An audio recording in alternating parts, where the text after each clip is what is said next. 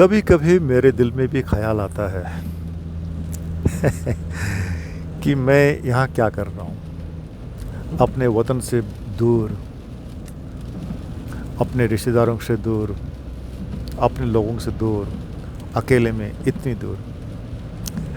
कभी कभी मेरे दिल में भी ख्याल आता है। मैं सोचता हूँ यार, ज़िंदगी कहाँ से कहाँ ले गई यार। कहाँ था, कहाँ पहुँच गए, और कहाँ हूँ इस वक्त, और कहाँ जाऊँगा। कुछ नहीं पता। हाँ, लेकिन मैं इतना ज़रूर कहूँगा, ज़िंदगी ने जब भी मौका दिया, जो भी अपॉर्चुनिटीज़ मुझे मिली, मैंने कभी छोड़ा नहीं। क्योंकि मौके बार बार नहीं आते। और जब मुझे मौका मिला किसी भी चीज़ के लिए, काम के लिए, पढ़ाई के लिए, नौकरी के लिए, और मैंने सोचा कि चलो कर लेते हैं। और जब मैं करने की ठानी तो बिल्कुल जी जान से किया मैंने, पूरे जान लड़ा दी। वैसे मैं एक बात बता दूँ आप लोगों को कि लोग कहते हैं कि परदेश में चले जाएं तो ज़िंदगी बहुत आराम हो जाएगी, परदेश के लोग बड़े आराम से रहते हैं। ऐसा कुछ नहीं है भैया, बहुत मेहनत है, बहुत मेहनत है भैया, बहुत, जिसका आप अंदाज़ा भी नहीं लगा सकते। क्योंकि लगता ऐसी है, दूर के ढोल सुहावने होते हैं, ऐसी बात नहीं है। मैंने यहाँ बहुत सारे लोगों को देखा है जो कभी इंडिया में जर्नल हुआ करते थे, कर्नल हुआ करते थे, यहाँ मीट की दुकान में मीट काट रहे हैं, बसें चला रहे हैं, टैक्सी चला रहे हैं। सोचिए। आज जब वो अपनी बातें कहते हैं कि जब हम थे वहाँ पे आर्मी में, तो हमें लोग सैल्यूट करते थे, हमारी हैसियत इतनी थी, ये थी, वो थी। और यहाँ आके हमारी हालत क्या होगी, नौकरों से भी बदतर होगी। बताने में भी शर्म आती है यार, ये सही बात है। जब मैं इस मुल्क में आया, मैंने हर चीज़ ताक पे रख दी। मैं क्या था इंडिया में, नहीं तो हु केयर्स भैया। एक नई ज़िंदगी से, एक नई ज़िंदगी हमने शुरू करी यहाँ स्क्रैच से, बिल्कुल नए तरीके से। अगर हम भी लोगों को कहते हैं अरे हम भी स्टेट बैंक में मैनेजर थे जी भैया, ये थे वो थे, तो बेवकूफ़ी वाली बात है यार। तो यहाँ क्या करने आए हो? कभी बताना भी मत किसी को, ऐसा था। हमने बहुत छोटे से काम शुरू किया भैया। इंडिया में तो बहुत अच्छी नौकरी करी, बहुत अच्छे काम किए, कोई परेशानी नहीं हुई। लेकिन यहाँ जब आए तो बाप रे बाप, ऐसा लगा आसमान से ज़मीन पर गिर पड़े भैया। यहाँ तुम्हें कोई नहीं हेल्प करता, कोई नहीं मदद करता भैया। तुम्हें अपने आप ही सीखना है, अपने आप ही जुगाड़ भिड़ानी है भैया, लड़ना है अपने आप से भैया। और मैंने किया। तो मैंने कहा यार, जब मौका मिला है, ऊपर वाले ने जब मौका दिया तो हम जान लड़ा देते हैं, मैंने कहा। और मैंने जान लड़ा दी। मैंने बहुत मेहनत से पढ़ाई करी, बहुत बहुत बुरे दिन देखे, बहुत अच्छे दिन देखे। यह सच है, इतना आसान नहीं है, मेहनत बहुत है। जब मैं यहाँ आया तो करीब करीब 6 महीने तो मुझे ये नहीं पता था कि भाई मैं करूँ तो क्या करूँ। बहुत मुश्किल काम था। क्योंकि इसलिए मुश्किल था क्योंकि हर चीज़ अलग थी यहाँ की, हर चीज़ अलग थी भैया। पहले तो रात दिन का चक्कर था। यहाँ तो दिन को नींद आए, रात को आंखें खुली रहती थी, क्योंकि हमारे इंडिया में जस्ट अपोजिट होते हैं ना। खाने पीने का चक्कर, ये बर्गर पिज़्ज़ा हमने कभी सुना भी नहीं था यार, क्या बिल्कुल अजीब से महक आती थी भैया। और आज भी मैं नहीं पसंद करता और नहीं खाना चाहता, और नहीं खाता भी नहीं हूँ मैं। और आज भी मैं अपने दाल चावल से ही भाई खुश रहता हूँ भैया। और दूसरी बात ये थी कि यहाँ की आब हवा, यहाँ का वातावरण, इतनी ठंड भैया, इतनी बर्फ़ पड़े, बाप रे बाप। हमारे देश में तो इतनी बर्फ़ है नहीं, जैसे कि यहाँ बर्फ़ पड़ती है, बहुत ख़तरनाक बर्फ़ पड़ती है। तो हर चीज़ नया था हमारे लिए, हर चीज़। और उस पर सोने पे सुहागा। यहाँ पर गाड़ी चलाना सीखना है भैया, कंप्यूटर सीखना है भैया, उसके बिना काम नहीं है। ये और एक चैलेंज था। ऊपर से और सबसे बड़ा चैलेंज था लैंग्वेज का। हम तो हिंदी मीडियम से आए थे भैया, और कहाँ हम आके फंसे अंग्रेज़ों के बीच में, गोरों के बीच में। तो ये बहुत सारे चैलेंजेस थे यार। एक चैलेंज हो तो बताओ ना। तो काफ़ी सामना करना पड़ा हर छोटी छोटी चीज़ों का, लेकिन हिम्मत नहीं हारी यार। क्योंकि हमने हमें मौका मिला था, हमने जान लड़ा दी भैया। सबसे ज़्यादा मुझे मेहनत करनी पड़ी पढ़ाई में, बहुत बहुत। याद आता है पढ़ाई। हाँ, थोड़े एक दिन की पढ़ाई नहीं थी यार, कम से कम कितना पढ़ाई से कम 12-14 साल पढ़ाई करी हमने। 2 साल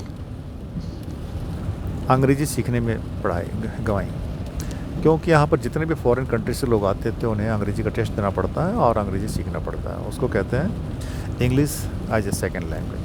तो इसमें कोई पैसा नहीं लगता। वो बड़ा अच्छा क्लास था, मुझे अजीब याद है। वहाँ दुनिया भर के लोग थे, वहाँ चाइनीज़ थे, जापानीज़ थे, जर्मन के थे, फ्रांस के थे, बेल्जियम के थे। वहाँ अब जितना भी कंट्रीज़ के नाम बोलो भैया, सब वहाँ के लोग मौजूद थे। लेकिन बड़ा फन था क्लास में, लड़के लड़के हमारे किसी भी उम्र के थे सब। अंग्रेजी की क्लास था, टीचर बहुत ही प्यारे थे। मुझे आज भी याद है, जब मैं पहले दिन गया था क्लास में, आने में देर हो गई। जब वहाँ पहुँचा तो वहाँ पर कुर्सी नहीं थी बैठने के लिए। तो अभी भी मुझे याद है, टीचर जो थी भाग करके गई और अपनी कुर्सी उठा के अपने मेरे लिए लेके आए। तो बड़ा अजीब सा लगा। तो कहा बैठो बैठो, कोई बात नहीं, मैं खड़े होकर पढ़ा लूँगी आपको, कोई बात नहीं, तुम्हारा बैठना ज़रूरी है। तो बड़ा अच्छा लगा। मैंने कहना चाहिए कि मैंने टीचर जो है इस तरह रिस्पेक्ट करे स्टूडेंट्स का, तो आप सोच नहीं सकता। मैं तो पहले दिन में बहुत इम्प्रेस हो गया भैया, यह तो टीचर बहुत डेडिकेटेड है। और उसके बाद जो लेडी टीचर थे उसने कहा कि क्लास के बाद आके मिलो, क्योंकि तुम थोड़ी देर लेट आए तो उसको भी हम कवर करेंगे और डिस्कस करेंगे, और अगर आपको दिक्कत होती है तो फिर हम आपको 1 to 1 एक साथ बैठ के हम पढ़ेंगे। और उसने पढ़ाया भी हमें एक एक करके। हाँ, मैंने एक एक करके मतलब अकेले में बैठ के भी। मैं ऐसे डेडिकेटेड टीचर्स हैं। तो 2 साल अंग्रेजी का कोर्स ख़त्म करने के बाद फिर मैं कॉलेज में पढ़ने के लिए गया। तो इस तरह अपनी पढ़ाई शुरू हुई। अब पढ़ाई इतनी आसान नहीं थी यार, क्योंकि जब मैं कॉलेज में गया मुझे ये भी नहीं पता कि पढ़ूँ तो क्या पढ़ूँ। तो काउंसलर जो था भैया, मैंने उनसे पूछा, भाई मैं यहाँ इस मुल्क में नया आया हूँ और मैं सर्वाइव करना चाहता हूँ, जीना चाहता हूँ, तो मैं क्या करूँ? मेरा सवाल था उनसे। तो वो कहता तुम्हारे पास 2 चॉइसेस हैं, या तो फिज़िकल काम कर लो, यानी कि कोई लेबर का काम कर लो, या पढ़ाई कर लो। हमने बोला हमने तो कभी किया नहीं भैया फिज़िकल का काम, हम पढ़ाई कर लेते हैं। तो उसने कहा ठीक है, अगर तुम पढ़ाई करना चाहते हो तो फिर कोई ऐसा विषय चुनो ताकि तुम कोई प्रोडक्टिव हो सको। हमने कहा भैया ये प्रोडक्टिव क्या होता है? तो जो चीज़ समझ में नहीं पूछ लेना चाहिए भैया। हम बोला भाई प्रोडक्टिव क्या होता है, व्हाट इज़ प्रोडक्टिव? तो उसने बताया प्रोडक्टिव जो होता है कि वो ऐसी डिग्री हो जिसमें तुम स्पेशलाइज्ड करते हो। हाँ, और जब तुम यहाँ से पढ़ के निकलते हो तो कोई ऑर्गेनाइजेशन हो या कोई संस्था या कोई जगह जैसी होती है जो ऐसे लोगों की खोज करता है, ऐसे लोग जो उस पार्टिकुलर चीज़ में मास्टर किया हुआ है, स्पेशलाइज्ड किया हुआ है, तो वो तुम्हारा प्रोडक्टिव है, तो तुम प्रोडक्टिव हो उस कंपनी के लिए। हाँ, तो हमने बोला भाई कोई एग्जांपल देके बताए तो हम थोड़ा सा और क्लियर हो जाए। तो उसने कहा कि अगर तुम मेडिकल में जाते हो और कहीं डॉक्टर बनते हो, वो स्पेशलिस्ट है पर्टिकुलर एरिया में। नर्स बनते हो, स्पेशलिस्ट है। आईटी में जाते हो, कंप्यूटर में जाते हो, टेलीकम्युनिकेशन में तुम स्पेशलिस्ट हो जाते हो एक सर्टेन एरिया में। तो कोई एक चीज़ तुम्हें चुननी है, तब तुम प्रोडक्टिव कहलाओगे। ऐसे तुम जनरल पढ़ोगे जी, हाँ, तो उसमें उसका कोई दाम नहीं है। उसमें तुम तो सर्वाइव कर लोगे, लेकिन तुम्हें कुछ ज़िंदगी में ख़ास आगे बढ़ने का मौका नहीं मिलेगा।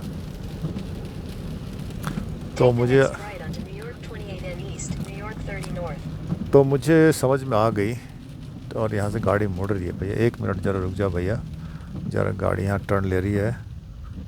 बाइक का चैनल कोई फ्लड उलट तो नहीं है भैया? साला पानी पानी दिख रहा है।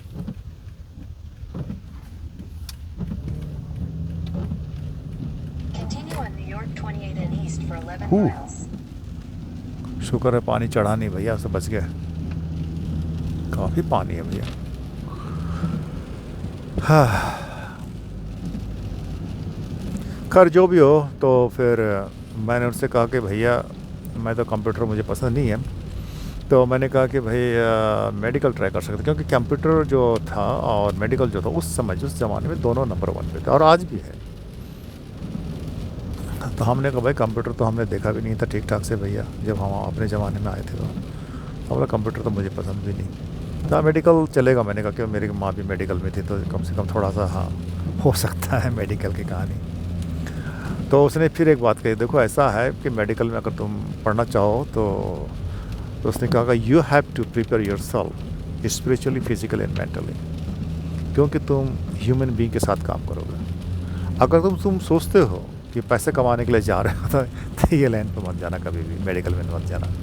अगर तुम सोचते हो कि तुम लोगों की सेवा करोगे, दिल से करोगे, मन लगा के करोगे, जैसे तुम अपने की सेवा करते हो, अपन जनों की, अपने परिवार की, ऐसा सेवा करते हो जैसे अपनी सेवा करते हो, अगर ऐसी भावना है तुम्हारे दिल में, तभी तुम मेडिकल में तुम्हें मैं कहूँगा कि तुम जाओ।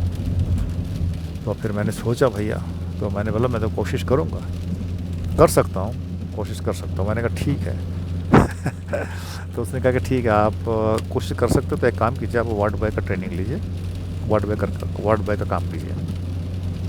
हमने कहा चलो कर लेते हैं भैया 2 महीने की ट्रेनिंग करी हमने कोई ख़ास तो कमाल था नहीं तो हमने कर लिया, तो उसमें स्पेशलाइज कर लिया। उसके बाद फिर मैं वापस आया काउंसलर के बाद, बोला हाँ ठीक है, मैं अभी मेंटली, स्पिरिचुअली, फिजिकली मैं सोचता हूँ कि मैं सक्षम हूँ करने के लिए। तो उसने कहा चलो ठीक है, तो आप तुम आगे की पढ़ाई कर सकते हो। तो यहाँ पर ऐसे इस तरह की बातें होती हैं। तो यानी कि वो किसी पर्टिकुलर एरिया में आपको स्पेशलाइज करवाना चाहते हैं। और इसका आगे भी मैं बता दूँ, इतना भी आसान नहीं था जब मेडिकल के मैं पढ़ने के लिए गया, कि जो हमारे क्लास में जितने भी स्टूडेंट्स थे, मज़े की बात थी उस क्लास में कोई भी लड़का नहीं था, मैं अकेला मैं कोई लड़की नहीं थी, मैंने लड़का नहीं था, सारे लड़कियां थी, मैं ही अकेला लड़का था। तो और एक मुसीबत आई, साला घर में क्लास में कोई लड़का नहीं, बैठो तो कहाँ बैठो, किसके साथ बैठो, बड़ा समझ में ना आया, बड़ा मुश्किल। तो एक बार क्या हुआ क्लास में कि टीचर ने पहले दिन एक असाइनमेंट दिया, और उसने टीचर ने कहा, सारे लेडी टीचर ही होती है अक्सर, उसने कहा कि ये जो है असाइनमेंट जो है 1 हफ्ते के लिए मैं दे रही हूँ, ये सब मिलकर करेंगे, सब 3-3 ग्रुप बना लें, 3-3 मिलकर आप ये असाइनमेंट करेंगे। और उसके बाद ये 1 हफ्ते के बाद ऑन टाइम, यानी कि सही वक्त पे ये सारे पेपर मेरे पास पहुँच जाने चाहिए। अगर उसके बाद कोई जमा करता है तो मैं नहीं देखूँगी। और उन्हें ख़ास हिदायत थी कि हर इंस्ट्रक्शन को बहुत ही बारीकी से पढ़ना है तुम्हें, हर इंस्ट्रक्शन को, और उसी के हिसाब से तुम्हें असाइनमेंट को कंप्लीट करना है। तो उन्होंने सारे डिस्ट्रीब्यूट कर दिए पूरे क्लास में, मुझको भी मिल गया। और टीचर ने कहा ठीक है, तुम अपना अपना ग्रुप बना लो, जो जिसके साथ काम करना दीजिए, हो जो जिसके साथ काम करना चाहता है असाइनमेंट में वो काम कर ले। मैं तो अकेला बैठा रहा भैया, मैं तो किसी को जानता हूँ भी नहीं था, और मैं अप्रोच भी कर नहीं पा रहा था। तो फिर क्या हुआ कि सारे लड़कियों ने अपने अपने ग्रुप बना लिए। फिर बाद में फिर मैंने कोशिश करी कि एक आध लड़के से निकल के मैंने उससे कहा भी भैया हम कर लेते हैं साथ में। तो मेरी शक्ल उसने देखी, कहते कि नहीं, we are okay, we are fine. ऐसा करते करते मैं अकेला ही रह गया मैं एक लड़की को कहा, उसने तो साफ मना कर दिया, उसने कह दिया I don't want to work with you. तो मैं बोला चलो ठीक है भैया। तो फिर मैं क्या करता, मैं फिर टीचर के पास गया, मैंने कहा कि मुझे तो कोई मिला नहीं। टीचर ने कोई बात नहीं, अगर कोई करना नहीं चाहता है तो तुम अकेला कर लो, कोई बात नहीं। तो मैं ज़रा मायूस हो गया थोड़ा सा, बोला यार क्या यार पहले दिन आया क्लास में, साला असाइनमेंट दे दिया, सारा कुछ समझ में नहीं आ रहा क्या करना क्या पढ़ना है यार।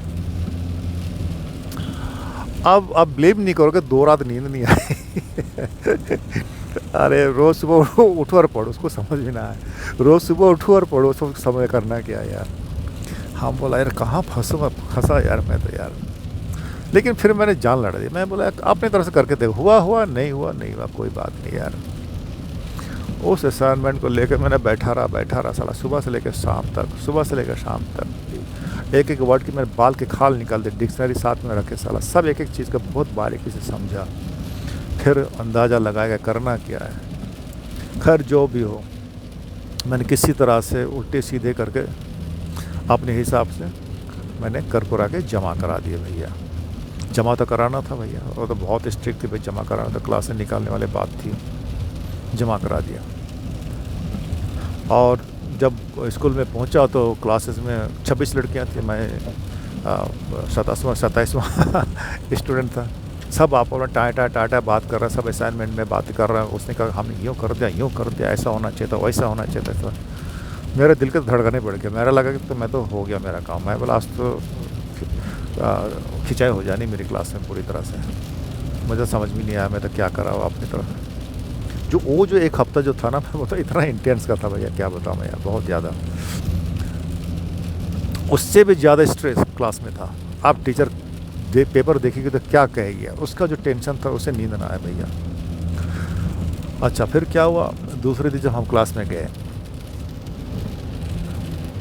टीचर जो इतना तमतमाई हुई थी क्या बताओ, आने इतना चीखना शुरू कर दिया क्लास में। ओ बाप रे बाप, अभी भी मुझको शक्ल याद है भैया। टीचर का नाम था डायना।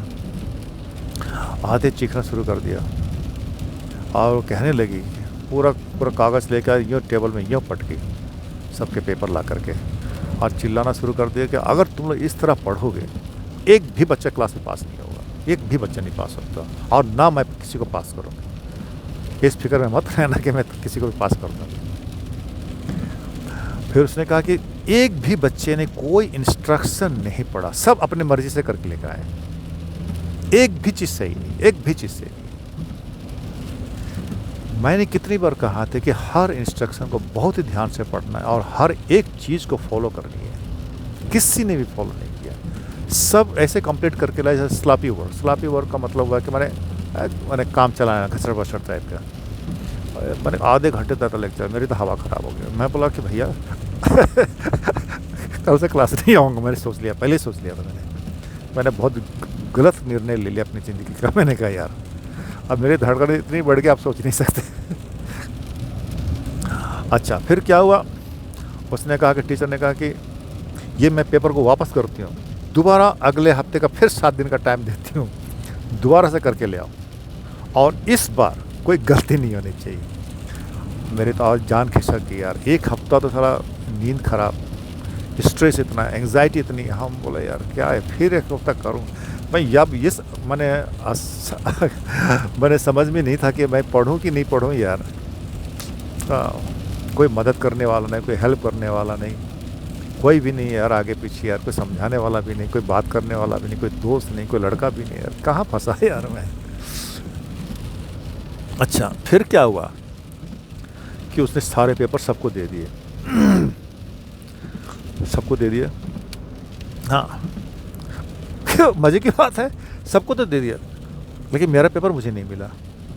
मैं बैठा रहा, टीचर ने सबको पेपर दे दिए, मेरा पेपर नहीं मिला। मैं और बुरी तरह डर गया। हम बोला मेरा पेपर किधर गया, किधर।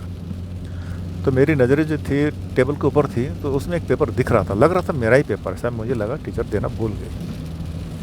अरे इतनी हिम्मत भी नहीं हो रही थी कि जाके मांग भी लूँ। हमने कहा कि यार मेरे तो अलग से खिंचाई होगी, मैंने सोच लिया था पहले, मेरी तो अलग से खिंचाई होगी। कहेगा कि क्यों इस क्लास में आ गए जब तुम्हें पता था कि तुम नहीं कर सकते। यही कहेगी, मैंने कहा। तो खैर जो भी हो, मैंने तो मांगा नहीं डर के मैंने, मतलब अब मैंने तय कर लिया था कि मैं अब क्लास नहीं आऊँगा, कल से अब नहीं आऊँगा चाहे कुछ भी हो जाए। हाँ अब मुझे पता चल गया था टीचर ने पेपर लिख दिया, तो मैं बोला मेरी खिंचाई अलग से होएगी, तो मेरे को बुलवा लेगी कमरे में और उल्टा सीधा सुनना पड़ेगा मुझे। मैं बोला हो गया आज काम। तो मैं चुपचाप बैठा रहा, मैं कुछ बोला नहीं डर के मारे। बस टीचर अपना लेक्चर करती रही, कह रहा है कि सारा जो पेपर है अगले 7 दिन का टाइम है, और ये जो पेपर है अच्छी तरह से होना चाहिए जैसे इंस्ट्रक्शन दिया हुआ है। तो फिर उस टीचर ने कहा हाँ अगर तुम लोगों को समझ में नहीं आता, अगर तुम लोगों को बिल्कुल भी समझ में नहीं आ रहा कैसे किया जा सकता है, उसने एक पेपर उठाया टेबल में से, तो इसको फॉलो करना है। अब सब परेशान हो गए, भैया वो कागज वो किसका है, तो पता चला सारा कागज़ मेरा है। उसने ये कागज़ क्या, रेमंड का कागज़ है। इसने 100% इसने फॉलो किया है। और तुम लोग इस पेपर को देखो, अच्छी तरह से देखो और समझो कि किस तरह इसने किया हुआ। मैंने क्या बताऊँ, मैंने उस समय मैंने दिल इतना खुद से बाग बाग हो गया। बोले यार कमाल हो गया भैया। और सबने यूं मुड़ के पीछे देखा। मैं सबसे पीछे बैठता, डर के मारे मैं आगे बैठता ही नहीं था भैया। और सब देखा भैया। अब तुम बिलीव नहीं करोगे कि भाई जैसे आप क्लास ख़त्म हुई, जो लड़कियों का झुंड मुझ पर टूट पड़ा और जो पेपर के पीछे जो खींचातानी हुई, क्या बता। और वो दिन है और आज का दिन है भैया। फिर मैं पीछे मुड़ के कभी नहीं देखा। तो ये एक छोटी सी कहानी थी यार अपनी ज़िंदगी का। मैं अपने मेडिकल में 98% मार्क्स लेके पास हुआ। बहुत मेहनत करी यार, बहुत मेहनत करी। इतना आसान भी नहीं था। अभी भी याद है, जो एग्ज़ाम्स के दिनों में करीब करीब मैं 18 से 20 घंटे पढ़ाई करता था, पागलों की तरह पढ़ाई करता था। मेरे बाथरूम में लेटरिन में सारे पेपर चिपके हुए होते थे ताकि मैं मिस ना करूँ लेटरिन करते वक्त भी। सारे जो मेडिकल के वैल्यूज़ होते थे और जो भी डेफिनेशंस वगैरह होते थे, पूरा दवाइयाँ वगैरह होते, सब पूरा पलंग में, ऊपर में, दाएं बाएं, नीचे ऊपर, मेरे कंप्यूटर में, साइड में, गाड़ी में, कार में, नोट्स बुक में, माने उठते बैठते हर जगह किताबें ही किताबें, पढ़ाई और पढ़ाई। और मैं क्लास में अक्सर मैं रिकॉर्डिंग करके लाता था टीचरों के जितने भी स्पीचेस होते थे, जितने में सब कुछ उसको दोबारा तिबारा मैं बहुत सुनता था जब भी क्लास में पढ़ा देते, कहीं मिस ना हो जाए कुछ। मैंने कभी सूरज को उगते देखा नहीं, ना डूबते देखा। मैंने इस तरह पागलों की तरह लगा रहा, सातों दिन काम करना, शाम को कॉलेज जाना। इतनी आसान नहीं थी ज़िंदगी यार। ना कोई मैं शादी विवाह में गया, ना कोई पार्टी में गया, ना कोई बर्थडे में गया, ना कोई फंक्शन में नहीं, कुछ भी नहीं। तो लोग कहते रहे यार इधर आ जाना था, मैं गया नहीं यार। मैं अपने लक्ष्य की ओर लगा रहा रात और दिन। और जब मैं कॉलेज पास हुआ, जब जिस दिन मेरा कॉलेज सेरेमनी हुई, वो दिन मुझे स्टेज पे बुलाया गया और सम्मानित किया गया। और कॉलेज वालों ने कहा कि भाई हम आपकी फ़ोटो लेना चाहते हैं। हम बोले क्यों? तो उन्होंने कहा कि हमारे कॉलेज में कभी मेडिकल में कोई इतना नंबर लेके पास नहीं हुआ, और शायद पता नहीं कभी कोई आए या ना आए, हमें मालूम नहीं, लेकिन हम चाहते हैं कि तुम्हारी एक फ़ोटो हमारे कॉलेज में रहे। और उन्होंने एक बहुत बड़ा उसने एक अवार्ड दिया था। तो हमने कभी मेडिकल में किसी को अवार्ड दे नहीं पाए पढ़ाई में, तो उन्होंने अवार्ड भी दिया। तो आज भी है मेरे पास, हाँ, फ़ोटो लगी हुई है कॉलेज में। और उन्होंने सारे टीचरों ने मिल के हमें कुछ पैसे भी दिए उन्होंने कुछ। तो बहुत अच्छा रहा, जो माहौल था बहुत प्यारा था, जो हमारे ग्रेजुएशन की जो पार्टी थी। तो आज मैं मुड़ के पीछे देखता हूँ तो उस मुकाम को, तो सोचता हूँ कि मेहनत का फल कभी बेकार नहीं जाता यार। तो इसलिए मैं सोचता हूँ कि अगर आप भी कभी ज़िंदगी में कुछ करना चाहते तो जान लड़ा दे भैया। सही बता रहा हूँ, मौका बार बार नहीं आते। जब आते हैं तो उससे कभी भी हाथ से जाने ना दें। कोशिश कीजिए, ना हो वो बात अलग है, लेकिन जान लड़ा दीजिए बिल्कुल। जैसे मैंने यहाँ लड़ाई है भैया। तो ये मैं एक छोटा सा चीज़ मैं आप लोगों से शेयर करना चाहता था। चलो मैं थोड़ा सा आपको यहाँ के दृश्य पे दिखा दूँ। यहाँ नदी है,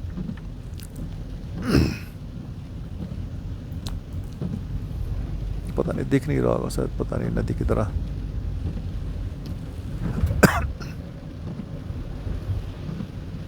काफ़ी बारिश हो रही है इसलिए पता नहीं चल रहा है यहाँ पे।